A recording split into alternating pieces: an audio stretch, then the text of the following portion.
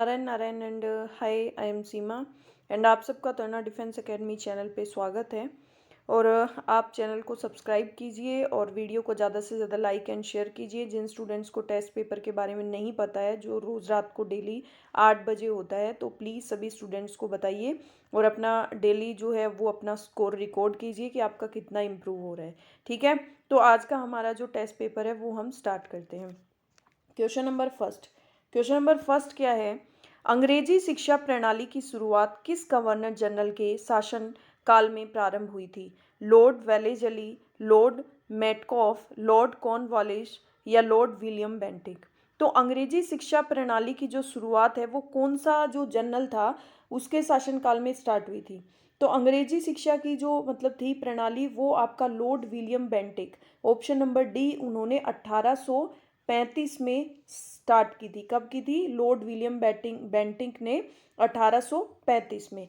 ठीक है, अब देखो अगला नेक्स्ट क्वेश्चन है, दिलवाड़ा के जैन मंदिरों का निर्माण किसने करवाया था? चोलों ने, चंदेलों ने, चालुक्यों ने या राजवंशियों ने? तो दिलवाड़ा के जैन मंदिरों का निर्माण जो है वो आपके चालुक्यों ने करवाया था। चालुक्य कौन है? चालुक्य राजा थे। चालुक्य राजा थे दो, जो भाई थे चालुक्य राजा के, उन्होंने 11वीं और 13वीं शताब्दी के दौरान, जो चालुक्य राजा थे वास्तुपाल और तेजपाल, ये नाम दो भाई थे, उन दोनों भाइयों ने 1231 में ये जो दिलवाड़ा का जैन मंदिर है वो बनवाया था। ठीक है, ऑप्शन नंबर सी आपका करेक्ट आंसर हो जाएगा। अब देखो next question, question number three है, निम्न में से कौन सा ग्रह जल में तैरता हुआ प्रतीत होता है? बुध, शुक्र, शनि और पृथ्वी? तो शनि जो एक ऐसा ग्रह है जो जल में आपका तैरता हुआ प्रतीत होता है। कौन सा ग्रह? शनि। ठीक है, अब देखो नेक्स्ट क्वेश्चन नंबर फोर क्या बोलता है आपका? क्वेश्चन नंबर फोर है आपका, स्वतंत्र भारत के प्रथम मंत्रिमंडल 1947 में श्रम मंत्री कौन थे? बताइए, सरदार वल्लभ भाई पटेल, नरहर विष्णु गौडगिल, सरदार बलदेव सिंह या जगजीवन राम? बताइए कौन थे? तो स्वतंत्र भारत के प्रथम मंत्रिमंडल 1947 में जो थे वो थे आपके Jagjivan Ram. Option number D आपका करेक्ट आंसर हो जाएगा। अब देखो नेक्स्ट क्वेश्चन नंबर 5 है आपका, आईपीओ का विस्तारित रूप क्या है? Initial public offering, Indian post office, Indian postal order, international post office? तो आईपीओ जो है उसका विस्तारित रूप क्या हो जाएगा आपका? Initial public offering. Option number A आपका करेक्ट आंसर हो जाएगा। अब देखो क्वेश्चन नंबर सिक्स में आपके क्या है? देखो, बेसबॉल तथा खो खो के प्रत्येक टीम में कितने खिलाड़ी होते हैं? बताइए कितने होते हैं? 5, 9, 11, 16। ये तो सभी को पता होगा कि बेसबॉल और खो खो के प्रत्येक टीम के अंदर आपके 9 खिलाड़ी होते हैं। ठीक है, ऑप्शन नंबर बी। बॉयज को आई थिंक सबको पता होगा ये। अब देखो नेक्स्ट है, ऑस्कर पुरस्कार किससे संबंधित है? साहित्य, फिल्म, संगीत, विज्ञान? तो ऑस्कर पुरस्कार जो है वो आपका ना ही साहित्य से, ना ही संगीत से, ना ही विज्ञान से, तो ऑस्कर पुरस्कार जो है वो आपका फिल्म से संबंधित है। ऑप्शन नंबर बी आपका करेक्ट आंसर हो जाएगा, फिल्म। ठीक है, अब देखो नेक्स्ट क्वेश्चन नंबर 8 आपका क्या बोलता है? क्वेश्चन नंबर 8 में है आपके, अशोक चक्र पाने वाली प्रथम महिला कौन है? बताइए, निर्जा बनोट, आरती साहा, विजय लक्ष्मी पंडित या संतोष यादव? तो अशोक चक्र पाने वाली जो फर्स्ट महिला है वो है आपकी निर्जा बनोट। इनके ऊपर जो मूवी भी आई थी निर्जा बनोट के ऊपर। तो अशोक चक्र पाने वाली ये फर्स्ट जो महिला है निर्जा बनोट। ठीक है, अब देखो नेक्स्ट क्वेश्चन नंबर 9 है आपका, भारतीय सेना का सर्वोच्च पद कौन सा है? बताइए, जनरल, कैप्टन, मेजर या लेफ्टिनेंट? तो भारतीय सेना जो है उसका सर्वोच्च पद जो है वो आपका कौन सा होता है? जनरल। कौन सा होता है भारतीय सेना का सर्वोच्च पद? भारतीय सेना का सर्वोच्च पद होता है आपका जनरल। ऑप्शन नंबर ए आपका करेक्ट आंसर हो जाएगा। अब देखो नेक्स्ट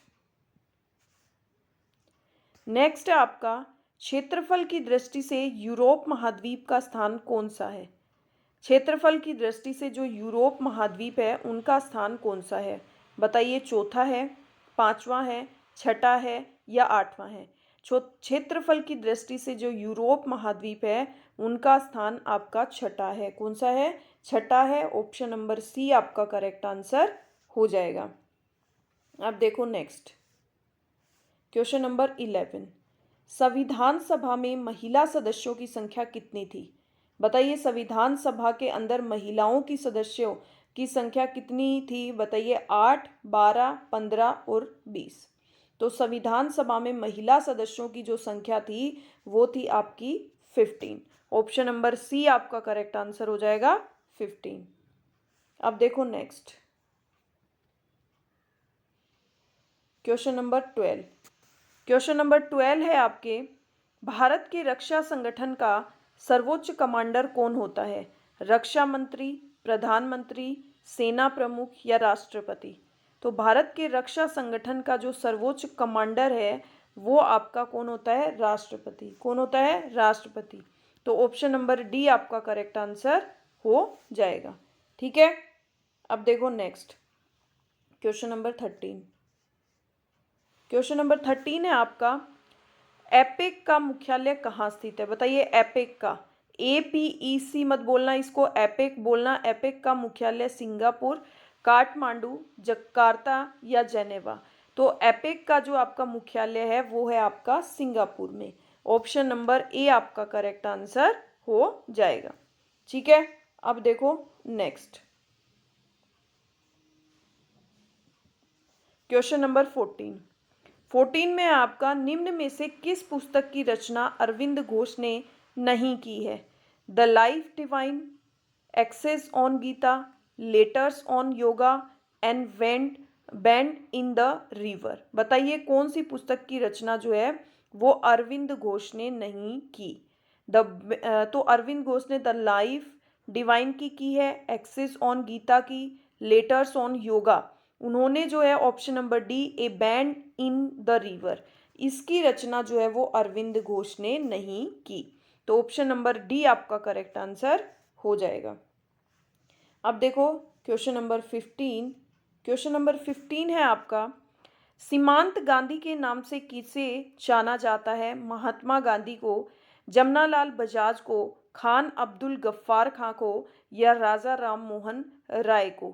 तो सीमांत गांधी के नाम से जो है वो आपका जाना जाता है वो है खान अब्दुल गफ्फार खां। ऑप्शन नंबर सी आपका करेक्ट आंसर हो जाएगा, खान अब्दुल गफ्फार खां। ठीक है। अब देखो next question number 16। Question number 16 है आपका, पिंड का भार शून्य नहीं होगा। पृथ्वी के केंद्र पर, किसी घर्षणहीन सतह पर, स्वतंत्र गिरने के दौरान या अंतराग्रहिक अंतरिक्ष में। तो पिंड का भार जो है वो शून्य नहीं होगा, क्योंकि किसी घर्षणहीन सतह पर। कहाँ पे शून्य नहीं होगा, किसी घर्षणहीन सतह पर। ऑप्शन नंबर बी आपका करेक्ट आंसर हो जाएगा।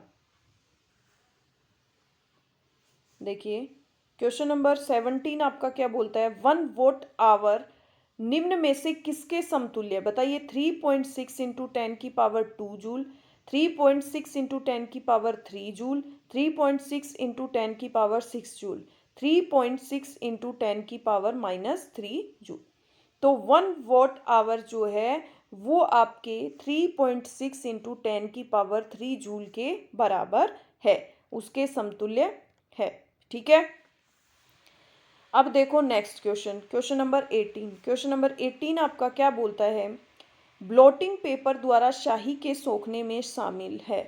शाही की सयांता, केशिकीय अभिक्रिया परिघटना, साइफन क्रिया, ब्लॉटिंग से होकर शाही का विसरण।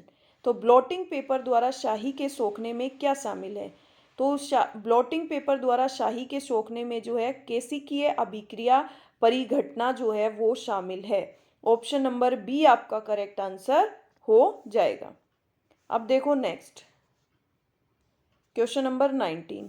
क्वेश्चन नंबर 19 क्या है आपका, दर्पण बनाने में निम्नलिखित में से किसे उपयोग में लाया जाता है। सिल्वर नाइट्रेट को, सिल्वर ऑक्साइड को, सिल्वर एसीटेट को या सिल्वर अमलगम को? तो दर्पण बनाने में जो है वो आपका सिल्वर नाइट्रेट का उपयोग लाया जाता है। ऑप्शन नंबर ए आपका करेक्ट आंसर हो जाएगा। ठीक है, अब देखो अगला। नेक्स्ट है आपका, जल की बूंदों द्वारा प्रकाश के ब्रैकेट से इंद्रधनुष बनता है। जल की बूंदों द्वारा प्रकाश के विसरण से, पूर्ण आंतरिक परावर्तन से, प्रकीर्णन से या ए और बी दोनों? तो जल की बूंदों द्वारा प्रकाश के किसके द्वारा मतलब इंद्रधनुष बनता है? तो ये आपका हो जाएगा पूर्ण आंतरिक परावर्तन। ऑप्शन नंबर बी, पूर्ण आंतरिक परावर्तन जो है उसके कारण आपका क्या बनता है? इंद्रधनुष बनता है। ठीक है, अब देखो next question number 21। Question number 21 है आपका, निम्न में से किसे विभाजित नहीं किया जा सकता है? परमाणु को, नाभिक को, फोटोन को, घन आयन को? किसे जो है वो डिवाइड नहीं कर सकते, बताइए। तो फोटोन जो है उसको आप विभाजित नहीं किया जा सकता है। तो ऑप्शन नंबर सी आपका करेक्ट आंसर हो जाएगा यहाँ पे। ठीक है, अब देखो नेक्स्ट क्वेश्चन नंबर 22 है आपका, प्राकृतिक गैस का मुख्य घटक है, बताइए। मीथेन, एथेन, ब्यूटेन या प्रोपेन? तो प्राकृतिक गैस जो है उसका मुख्य घटक आपका क्या है? मीथेन। ऑप्शन नंबर ए आपका करेक्ट आंसर हो जाएगा। प्राकृतिक गैस का मुख्य घटक जो है वो है आपका मीथेन। ठीक है, अब देखो नेक्स्ट क्वेश्चन नंबर 23 आपका, नीला थोथा क्या है? आयरन, कॉपर सल्फेट, कैल्शियम या सोडियम सल्फेट? तो नीला थोथा जो है वो आपका कॉपर सल्फेट है। ऑप्शन नंबर बी आपका करेक्ट आंसर हो जाएगा। नीला थोथा क्या है? कॉपर सल्फेट जो है वो आपका नीला थोथा है। ठीक है, अब देखो next question number 24 number question क्या है आपका, निम्न में से किसे नोबेल का तेल भी कहा जाता है? ट्राई नाइट्रो टोल्विन को, ट्राई नाइट्रोफिनोल को, ट्राई नाइट्रोग्लिसरीन को या डायनामाइट को? बताइए किसी नोबेल का तेल कहा जाता है? तो ट्राई नाइट्रोग्लिसरीन जो है उसको आपका नोबेल का तेल कहा जाता है। ऑप्शन नंबर सी आपका करेक्ट आंसर हो जाएगा, try nitroglycerin. Option number C आपका करेक्ट आंसर हो जाएगा, नोबेल का तेल कहा जाता है। अब देखो नेक्स्ट क्वेश्चन नंबर 25, धातु की प्रकृति होती है, बताइए। उदासीन, विद्युत धनात्मक, विद्युत ऋणात्मक या इनमें से कोई नहीं? तो धातु की प्रकृति जो है वो आपकी विद्युत धनात्मक होती है। ऑप्शन नंबर बी आपका करेक्ट आंसर हो जाएगा। धातु की प्रकृति कैसी होती है? विद्युत धनात्मक। ठीक है, अब देखो नेक्स्ट क्वेश्चन नंबर 26, डायलिसिस का प्रयोग ब्रैकेट का कार्य करने के लिए किया जाता है, फेफड़ों का, यकृत का, दिल का, गुर्दे का? तो डायलिसिस का जो यूज है वो आपका गुर्दे का कार्य करने के लिए किया जाता है। ऑप्शन नंबर डी आपका करेक्ट आंसर हो जाएगा। अब देखो next question number 27। Question number 27 आपका क्या है, शरीर में निम्नलिखित में से किसकी अधिकता से हृदयाघात होता है? रक्त यूरिया, रक्त शर्करा, रक्त प्रोटीन या कोलेस्ट्रॉल? तो हृदयाघात, हार्ट अटैक जो है ज़्यादा आने की संभावना किसके कारण होती है? तो वो जब आपका कोलेस्ट्रॉल बढ़ जाता है तो उसकी वजह से आपको हार्ट अटैक आने की संभावना होती है। तो ऑप्शन नंबर डी आपका करेक्ट आंसर हो जाएगा, कोलेस्ट्रॉल। ठीक है, अब देखो नेक्स्ट, निम्न में से कौन सी ग्रंथि इंसुलिन स्रावित करती है? अग्नाशय, श्लेष्मीय, अवटु या यकृत? कौन सी ग्रंथि जो है वो इंसुलिन स्रावित करती है? तो अग्नाशय जो ग्रंथि है वो क्या करती है? वो इंसुलिन स्रावित करती है। ऑप्शन नंबर ए आपका करेक्ट आंसर हो जाएगा। ठीक है, अब देखो next question number 29 number question है आपका, कोलेस्ट्रॉल किससे संबंधित है? विटामिन से, प्रोटीन से, वसा से या कार्बोहाइड्रेट से?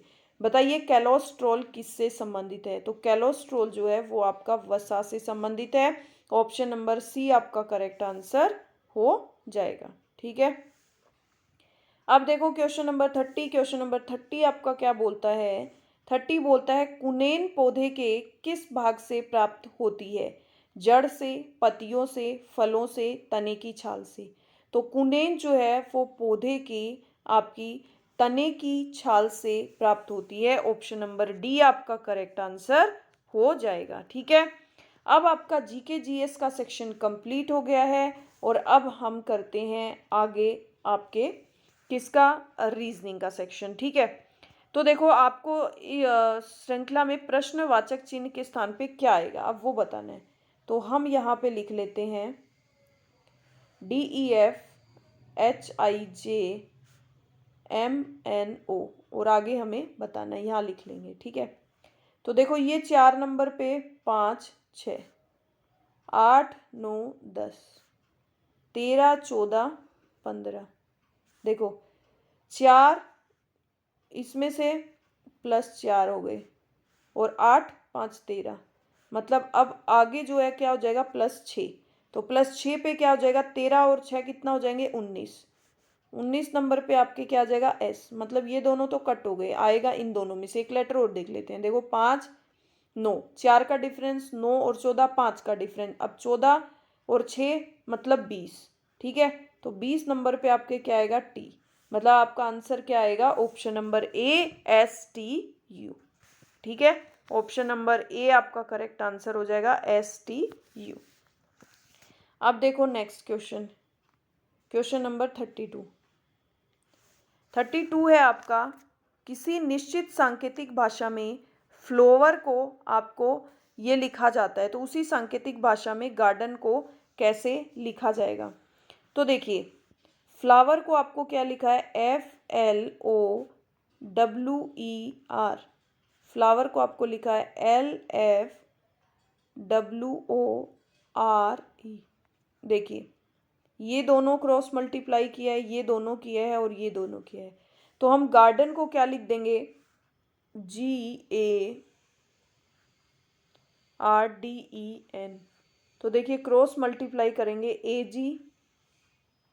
AGDR और NE। तो देखिए AGDR और NE, AG तो ये दोनों तो गलत हो गए, ये तो होंगे नहीं, इन दोनों में से ही होगा।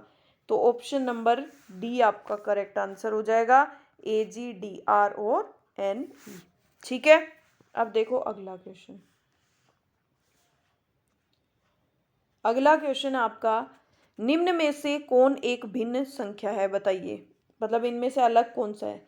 तो देखो 3 4 इसको उल्टा लिखा 4 3, 5 7 को उल्टा लिखा 7 5, 12 को लिखा 2 1, 15 को लिख रखा है 41। मतलब इनमें से अलग कौन सी हो गई? ऑप्शन नंबर डी आपका अलग हो गया। ठीक है, अब देखो अगला, दिए गए विकल्पों में से संबंधित शब्द संख्या को चुनिए। देखिए अब देखो 3 का संबंध 37 से, वैसे ही हमें 5 का रिलेशन बताना है। तो अगर हम देखो हम ये तरीका करते हैं, ये कितनी बार डिवाइड हो रहा है? 12 तिया 36 प्लस 1 37। यहाँ पे करते हैं 12 5 60 प्लस 1 61। नहीं है तो हमें दूसरा तरीका लगाना पड़ेगा। तो अगर आपको पता हो 3 की क्यूब प्लस 10, अगर ये करते हो आप 3 की क्यूब तो कितनी हो जाएगी? 27 प्लस 10 आपका कितना हो जाएगा? 37। मतलब ये मैच हो रहा है, तो हम 5 में भी यही चीज़ अप्लाई कर सकते हैं। 5 की क्यूब प्लस 10, 5 की क्यूब आपकी क्या हो जाएगी? 125। 125 प्लस 10 आपकी क्या आ जाएगी? 135, जो कि आपके आंसर में है। तो ऑप्शन नंबर सी आपका करेक्ट आंसर हो जाएगा 135। ठीक है, अब देखो नेक्स्ट क्वेश्चन देखते हैं।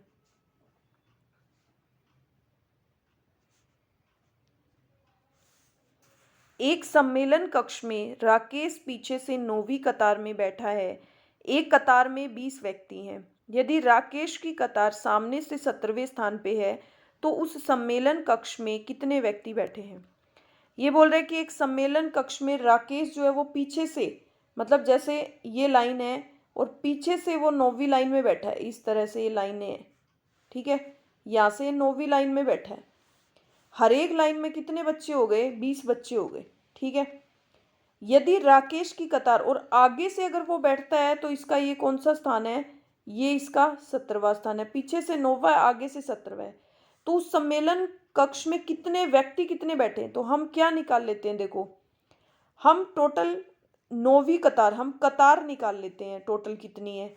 तो देखो कतार निकालने के लिए हम क्या करेंगे, आगे से इसका 17वां स्थान है और पीछे से इसका 9वां, तो हमें टोटल मिल जाएगा। तो 9 और 7 कितना हो जाएगा, 16, और 1 2 26। अब दोनों की पोजीशन एक बार 17 एक बार 9, 2 काउंट कर लेना, तो एक लेस कर देंगे हम। तो टोटल कतार आपकी कितनी आ गई, कतार आ गई आपकी टोटल 25। अब 25 को हर एक कतार में कितने व्यक्ति हैं, तो आप 25 को 20 से मल्टीप्लाई कर दो, 25 दूनी 50, 500, 25 टू ज़ा 50, 500। तो टोटल स्टूडेंट कितने आ गए आपके, 500, ठीक है। अब देखो नेक्स्ट क्वेश्चन नंबर 37।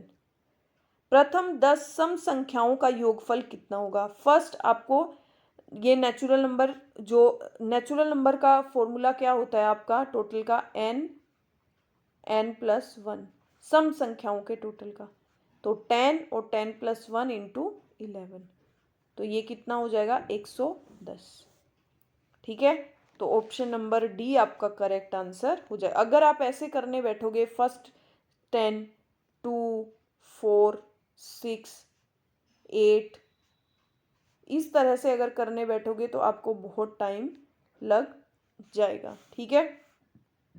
अब देखो नेक्स्ट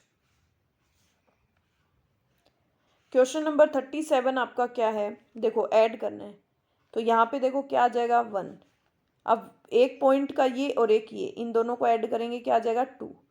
अब एक और एक 2 बच गया, क्या है यहाँ पे, 1। तो चेक कर लो आपका कौन सा आंसर, 12.21। ऑप्शन नंबर सी आपका करेक्ट आंसर हो जाएगा, 12.21, ठीक है।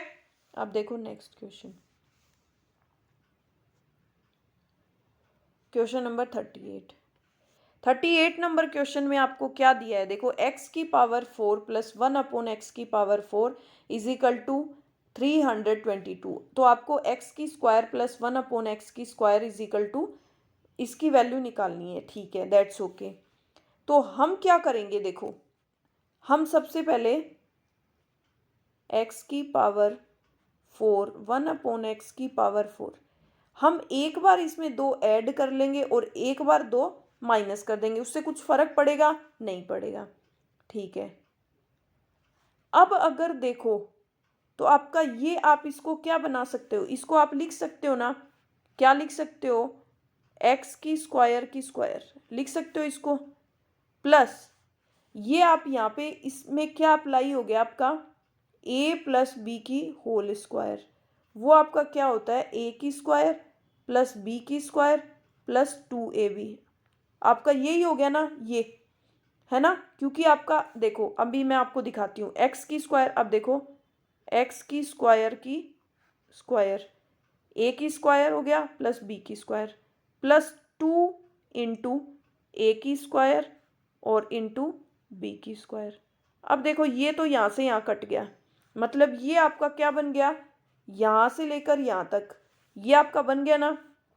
अब ये 322 माइनस 2 है, ये इधर चला जाएगा, तो इसमें ऐड हो जाएगा 324। अब देखो ये आपका क्या बन गया, एक्स की स्क्वायर ए की स्क्वायर प्लस बी की स्क्वायर प्लस 2ab, तो ये आपका क्या बन गया, एक्स की स्क्वायर प्लस 1 अपॉन एक्स की स्क्वायर इज इक्वल टू 324। जब आप इसकी स्क्वायर हटाओगे तो ये इसके करोगे आप, तो क्या हो जाएगा, एक्स की स्क्वायर प्लस 1 अपॉन एक्स की स्क्वायर, और 324 का रूट क्या हो जाएगा, किसकी स्क्वायर होती है, ये 18 की। तो ऑप्शन नंबर बी आपका करेक्ट आंसर हो जाएगा। 18 की स्क्वायर क्या होती है, 324, ठीक है। अब देखो नेक्स्ट क्वेश्चन नंबर 39। 35 डिग्री का अनुपूरक कोण होगा। 35 डिग्री का अनुपूरक कोण कौन सा होगा? तो दो अनुपूरक कोणों का योग कितना होता है आपका? 90। तो 90 में से आप क्या कर दोगे? सीधा 35 लेस कर दोगे। आपका कितना? 10 में से 9 गया 9, 8 में से 3 गया 5। तो अनुपूरक कोण आपका कितना हो जाएगा? 55 डिग्री का। ठीक है, अब देखो नेक्स्ट। देखो, एक फर्श की माप 5 मीटर इंटू 4 मीटर है। फर्श पर लगाने के लिए कितनी टाइलों की आवश्यकता होगी? यदि एक टाइल की माप 50 सेंटीमीटर इंटू 40, तो आपको क्या निकालना है? टाइल की संख्या। ठीक है, तो टाइल की संख्या का यहाँ पे आपका टाइल की संख्या आपको निकालनी है।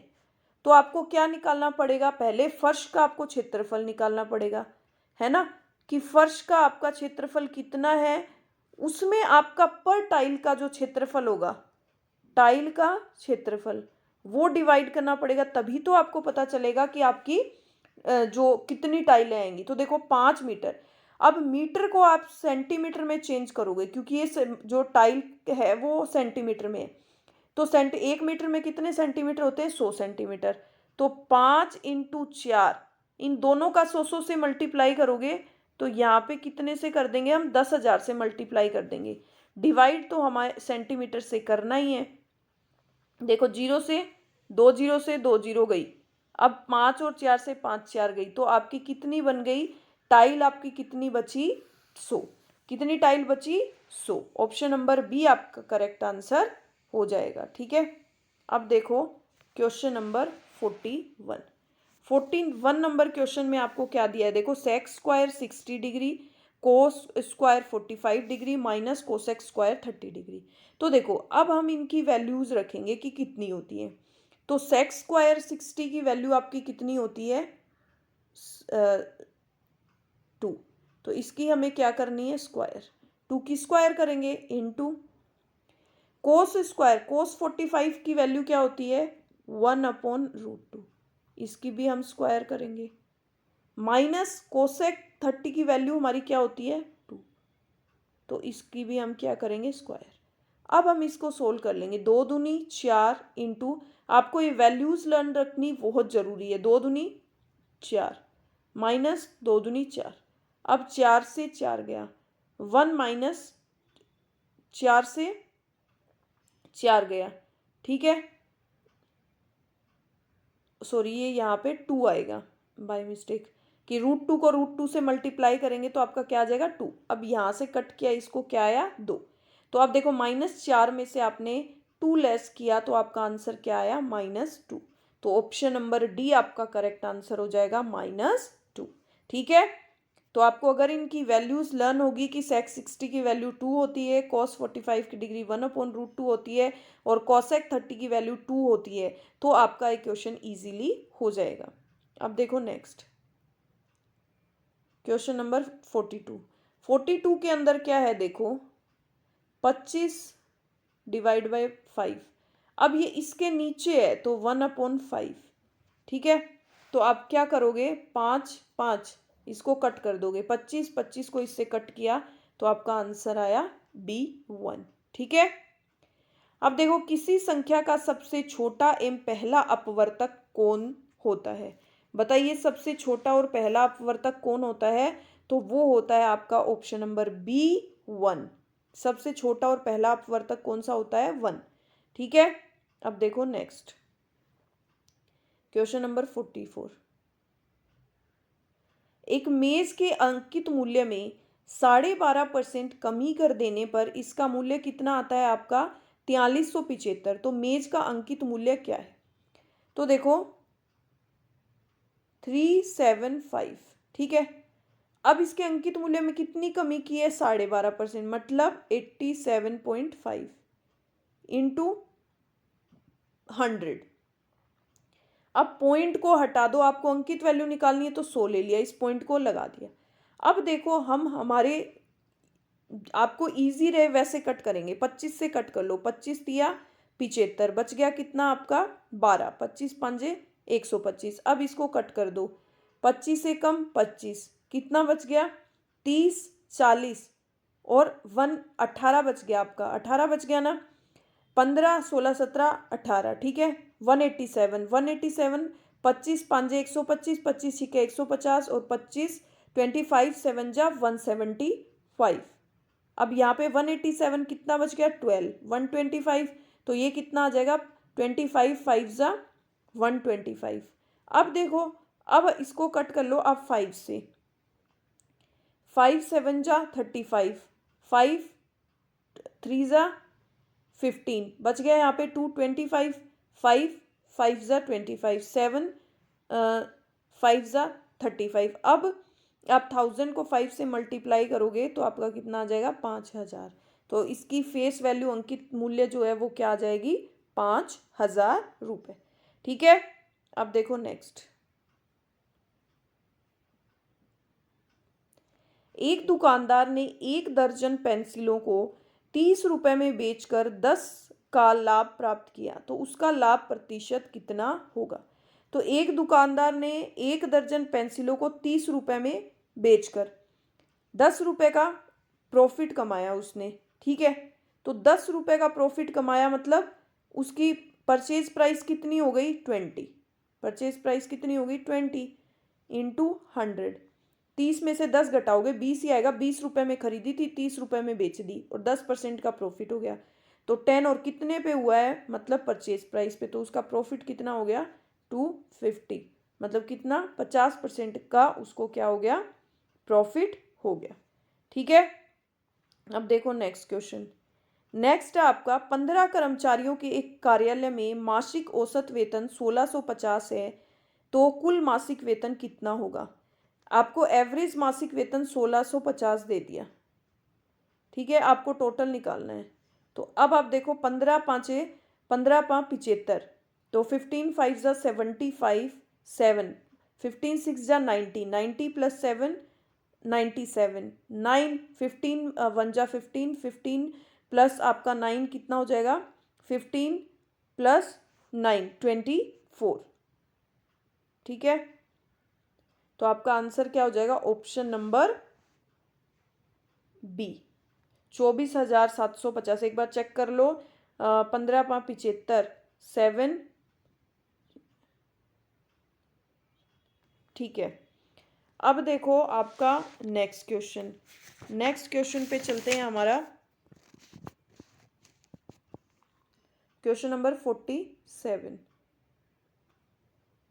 क्वेश्चन नंबर 47 क्या है, आपको √45 की वैल्यू दे दी, √3 की वैल्यू दे दी। अब आपको ये सोल्व करना है। ये हमारे पास एक तरीका है, हम हमेशा करते हैं, ऊपर नीचे इसका ऑपोजिट साइन से मल्टीप्लाई करते हैं। माइनस है ये, सॉरी,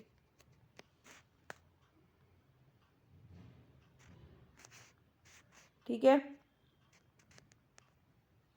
अब देखो ऊपर तो हमारा क्या आ जाएगा, √5 माइनस √3। अब ये आपका a plus B A minus B बन गया। तो a plus B A minus B क्या होता है आपका, a की स्क्वायर माइनस b की स्क्वायर। तो जब a की स्क्वायर माइनस b की स्क्वायर करोगे √5 को √5 से, तो a की स्क्वायर माइनस b की स्क्वायर। अब √5 की वैल्यू आपकी क्या है, 2.236 और √3 की 1.732। अब √5 को √5 से करोगे 5, माइनस √3 को √3 से करोगे 3, ठीक है। अब देखो 6 में से 2 गए 4, ठीक है, 3 में से 3 गए 0, 2 में से 12 में से 7 गए 5, ठीक है। अब यहाँ पे क्या बच गया आपका, 1 में से 1 गया 0। अब नीचे आपका क्या बच गया, 2। अब इसमें आप डिवाइड करोगे तो 0.2 दूनी 4, 2 पाँजे 2 5 जा 10 और 2 2 जा 4। तो आपका आंसर कोई दे रखा है, ऑप्शन नंबर डी, 0.252 आपका आंसर हो जाएगा। अब देखो next question number 48 number question आपका क्या बोलता है कि 24,000 का 20% वार्षिक दर से 9 माह का चक्रवृद्धि ब्याज क्या होगा, जबकि ब्याज क्या आपको 3 महीने से क्वार्टरली देना है, ठीक है। तो देखो हम अलग तरीके से करेंगे। 24,000 का पहले 20% आप इंटरेस्ट निकाल लो, तो 24,000 इंटू 20% कितने का, 3 मंथ्स का निकाल लो, क्योंकि आपको चक्रवृद्धि ब्याज देना है, कंपाउंड इंटरेस्ट देना है। तो देखो 2 जीरो से 2 जीरो गई और 12 दूनी 24, ठीक है। तो 12 दूनी 24, ये कितना आ गया आपका आंसर आ जाएगा 20, 2 दूनी 4, 2 दूनी 4, 400 और 4 तिये 12, ये कितना आ गया आपका 12 दूनी 24, ये 2 जीरो से 2 जीरो गया, ठीक है। तो ये कितना आ गया आपका 2 दूनी 4, 400, 4 तिये 12। तो आपका 3 साल का 3 महीने का देखो 1200 तो लगेगा ही, आ गया ना 1200 रुपये आ गया 3 महीने का। तो 1200 रुपये तो 3 महीने में पे करने ही पड़ेंगे, ठीक है, 1200 तो आ गए। अब अगली जब यहाँ पे किस्त पे करेगा तो 1200 पे 20% 3 महीने का भी तो पे करेगा। तो जब 1200 पे आप 20% निकालेंगे, 12 दूनी 24, 240, 1200 का 20% 240, और आपका कितने का निकालना है 3 महीने का। तो 12 दूनी 24, 20 दिया 60, मतलब ये 60 रुपये भी दोनों महीने प्रोवाइड चुकाने पड़ेंगे। अब देखो तीसरे महीने में क्या आ जाएगा, इस 1200 का 60 रुपये और देना पड़ेगा। अब इस 60 रुपये का हमें और निकालना पड़ेगा। तो 60 रुपये का 20% कितना हो जाएगा, 60 का 6 दूनी 12। देखो एक बार मैं निकाल के दिखा देती हूँ आपका, ये कितना आ गया आपका 12। अब 12 कितने का, 3 महीने का, तो 12 से 12 गया 3। अब देखो आप इसको टोटल करोगे सारे को, 12, 12 दूनी 24 और 12 तिया 36, 36, 37 में 36, 3600 के अंदर आप 120, 120 प्लस 60, 180, 180 प्लस 3, 183। तो आप क्या कर दो, 3600 में 183 ऐड कर दो, तो आपका कितना आ जाएगा 3873। तो ऑप्शन नंबर डी आपका करेक्ट आंसर हो जाएगा 3783, sorry option number 3783, option number A आपका करेक्ट आंसर हो जाएगा, डी नहीं होगा, सॉरी ऑप्शन नंबर ए, ठीक है, समझ में आया। अब देखो नेक्स्ट क्वेश्चन। नेक्स्ट क्वेश्चन है आपका, 3 साझेदारों ने ABC ने एक व्यापार में क्रमशः 10,200, 13,800 और 19,200 रुपये लगाए। वर्ष के अंत में उन्हें 50,400 का प्रॉफिट हुआ, तो बी का लाभ कितना है। तो आप इन 0 को हटा दो और ये तीनों आपके क्या हो गए 138, 192, ये आप इनका रेशियो ले लो। तो हम सीधा क्वेश्चन करते हैं बिना टाइम वेस्ट करे। 50,400 आपको किसका पार्ट पूछा है, बी का, तो बी का हिस्सा कितना है 138। अब इन तीनों को टोटल कर लो, 8, 2 10 और 2 12, ठीक है, 3 9 और 9 और 3 कितने हो जाएंगे, 9 और 3 आपके 12, 12 और 1 कितना हो जाएगा 3। अब यहाँ पे 1 2 3 और 4 ये आ जाएगा आपका, ठीक है। अब यहाँ पे कट कर दो आप, किससे 2 से कट कर दो इसको, एक बार यहाँ लिख लेते हैं इसको, 50,400 इंटू 138 अपॉन 432। अब इसको पहले आप 2 से कट कर दो, 2 छिके 12 और 2 9 जा 18, 2 2 जा 2 1 जा 2 और 2 6 जा 12। अब देखो 3 से कट कर दो, 3 2 जा 6 और 3 3 जा 9, 3 7 जा 21 और 3 2 जा 6, ठीक है। अब देखो 72 से ये डायरेक्ट कट हो जाएगा, 72 को 7 से मल्टीप्लाई करेंगे, 7 2 जा 14, 7 7 जा 49 प्लस 1 50, तो ये कितनी बार कट हो गया 7 बार। अब देखो 700 को आप 23 से मल्टीप्लाई करोगे, तो 23 को आप 7 से मल्टीप्लाई कर लो, 7 तिया 21 और 7 दूनी 14, 14 और 2 16, तो देखो ये 2 जीरो आ जाएंगी, तो आपका ऑप्शन नंबर डी आपका करेक्ट आंसर हो जाएगा, 16,100 रुपये बी का हिस्सा हो जाएगा, ठीक है। अब देखो अगला क्वेश्चन। अगला लास्ट क्वेश्चन है, शांत जल में एक नाव की गति 15 किलोमीटर प्रति घंटा तथा धारा का वेग 3 किलोमीटर प्रति घंटा है। धारा की दिशा 12 मिनट की दूरी कितनी, मतलब तय की गई दूरी क्या होगी, 12 मिनट में कितनी दूरी। तो देखो, धारा की दिशा में जो वेग है, धारा की दिशा में वेग क्या हो जाएगा, धारा की दिशा में वेग हम इन दोनों को ऐड कर लेंगे, नाव की गति तथा धारा का वेग। तो ये कितना हो गया आपका 18 किलोमीटर प्रति आवर, ये इसकी क्या हो गई चाल। तो 12 मिनट के अंदर ये कितना करेगा, तो चाल इंटू समय, यही करते हैं ना। तो चाल आपकी कितनी हो गई 18 किलोमीटर प्रति घंटा और समय कितना 12 मिनट, और हम इसको किस में, घंटे में कन्वर्ट करेंगे। तो ये देखो 12 5 ज़ा 16, अब इसको करेंगे 5 3 ज़ा 15, 0.3 बच गया यहाँ पे 30, तो 5 6 ज़ा 30, तो ये कितना करेगा 3.6 किलोमीटर जो है वो आपका 12 मिनट में तय करेगा। ठीक है, तो आपके 50 क्वेश्चन कंप्लीट हो गए हैं, और सभी कमेंट सेक्शन में लिख के बताइए कितने क्वेश्चन आपके राइट हुए और कितने रोंग हुए हैं। ठीक है, कल फिर मिलेंगे, बाय। आज के लिए आई होप आपको टेस्ट सीरीज़ अच्छी लगी होगी। अगर टेस्ट सीरीज़ अच्छी लगी तो लाइक कीजिए, शेयर कीजिए और ज़्यादा से ज़्यादा स्टूडेंट्स को इसके बारे में बताइए। ठीक है, बाय।